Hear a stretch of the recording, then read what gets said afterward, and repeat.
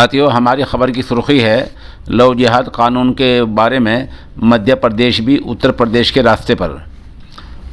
ख़बर तफसील से सुन लें। मध्य प्रदेश में लव जिहाद के ख़िलाफ़ कैबिनेट ने बिल को मंजूरी दे दी है।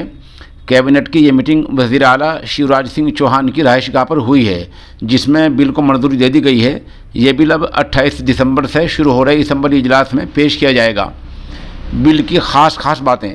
नंबर 1, बहला फुसलाकर धमकी देकर ज़बरदस्ती मज़हब बदलवाने और शादी करने पर 10 साल की सज़ा हो सकती है।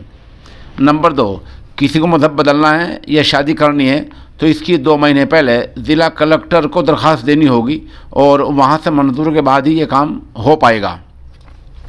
नंबर 3, बग़ैर दरख्वास्त दिए मज़हब तब्दील कराने वाले धर्मगुरु, काजी, मौलवी, पुजारी और पादरी को भी 5 साल तक की सज़ा हो सकती है।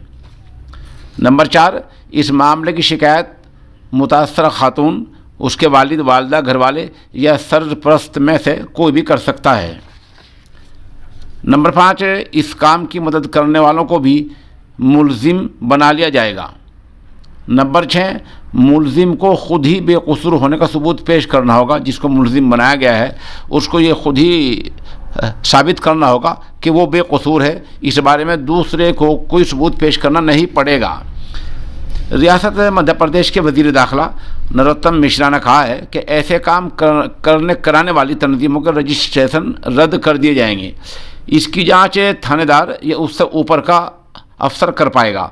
इस तरह की शादी कल अदम होगी या नहीं मानी जाएगी।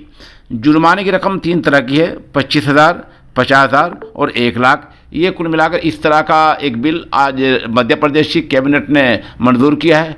और ये समझा, ये वहाँ के सरकारी उन लोगों का कहना है कि लव जिहाद के ख़िलाफ़ ये बिल मंजूर किया गया है और ये एक जगह कड़ा बिल है जिससे ऐसे मामलों पर कदगल लग जाएगा, बंदिश लग जाएगी।